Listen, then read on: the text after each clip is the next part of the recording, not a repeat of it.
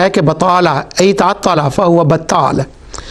کوئی کام کرنے والا مزدور ہے، اس کا ہاتھ بیکار ہو گیا، اس کے پاس کوئی کام نہیں ہے تو وہ بطال ہے، وہ بے فائدہ سا ہو گیا، کوئی عارضہ لاحق ہو گیا تو وہ بے فائدہ ہو گیا۔ اسی طرح رجل بطال، اس بندے کو کہا جاتا ہے کہ ایک بہادر آدمی ہو، وہ غصے میں آئے تو دوسرے کو اس نے ایسا کوئی کام کیا کہ اس بیچارے کو ڈھیر کر دیا، اور اب وہ کوئی کسی کام کا نہیں رہا، اور اس کے خون کی اس نے کوئی قیمت نہیں سمجھی، اس کو ضائع کر دیا، اس کو بطال کہتے ہیں۔ تو بطل کا مطلب ہوتا ہے کہ وہ جس کا کوئی مقصد نہ ہو، اور وہ غلط ہو، بے فائدہ ہو، بے مقصد ہو، وہ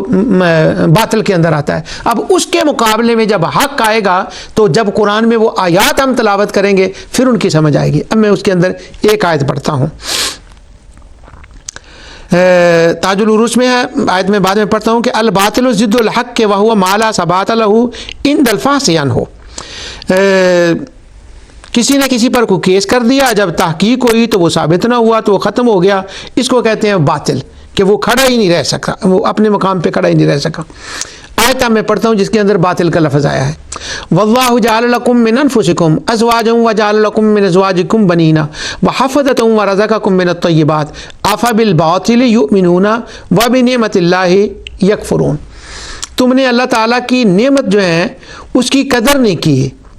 ان کو باطل کر دیا، اور باطل پر تمہارا ایمان ہے، باطل پر ایمان رکھ کر تم نے ان کو باطل کر دیا۔ کیا مطلب ہے کہ وہ نعمتیں میں نے دی ہیں اور تم نے ان کو اور خداؤں کی طرف کر کے باطل کر دیا۔ تو باطل کا معنی اپنی جگہ پہ قائم نہ رہنے والا۔ اور لہو و لعب کی ایک مثال ابن منظور افریقی نے اور دی ہے کہ لہب اور لعب میں فرق کرتے ہوئے کہ آپ نے کشتی پہ بیٹھے ہیں اور کشتی پر بیٹھ کر اس طرف کنارہ ہے، آپ نے اس پتن پر جانا ہے اور اس کنارے پر پہنچنا ہے۔ یہ ایک خاص لفظ ہے پتن، اب تو پاک پتن جیسے کہتے ہیں نا، تو وہ متروک، پنجابی بھی متروک ہو گیا اب اس کے لیے، تو اس طرف جانا ہے، آپ نے پتن کی طرف کنارے پر جانا ہے جہاں آپ نے پہنچنا ہے، وہ آپ کسی اور طرف چلے گئے تو اس کو لہو و لعب کہتے ہیں کہ اصل رخ سے ہٹ کر کسی اور طرف چلے گئے۔ تو اللہ تعالیٰ فرماتا ہے میں نے تمہیں ابس لہو و لعب کے لیے پیدا نہیں کیا، اور اس دنیا میں رہتے ہوئے تم نے تو اپنے آپ کو کیا کر لیا ہے، تم نے جس رخ پر جانا تھا تم نے اپنے آپ کو اس رخ سے موڑ لیا۔